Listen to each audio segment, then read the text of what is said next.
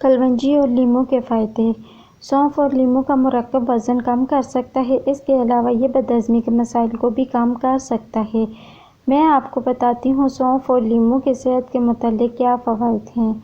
वज़न कम करने के लिए लीमू के साथ कलवंजी। कलवंजी के बीजों को वज़न कम करने के लिए मौसर समझा जाता है।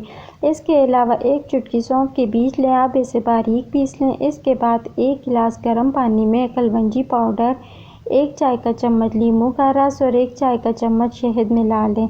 तमाम अज्जा को अच्छी तरह मिक्स करने के बाद पी लें। इस मिक्सर के इस्तेमाल से जिस्मानी वज़न को तेज़ी से कम किया जा सकता है। जोड़ों के लिए लीमू के साथ कलवंजी।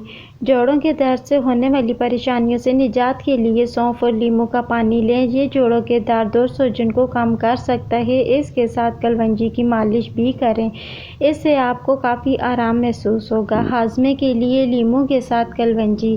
बदहज़मी का मसला दूर करने के लिए सौंफ और लीमू का इस्तेमाल करें। इसके लिए 1 गिलास नीम गर्म पानी लें, इसमें 2 से 3 कतरे सौंफ का तेल डालें। इसके बाद इसमें 1 चाय का चम्मच काला नमक और 1 चाय का चम्मच लीमू का रस मिला लें। इसके बाद ये पानी पी लें। इससे आपको गैस और बदहज़मी से निजात मिल सकती है। कलवंजी और लीमू का रस कई तरह के सेहत के मसाइल को दूर करता है।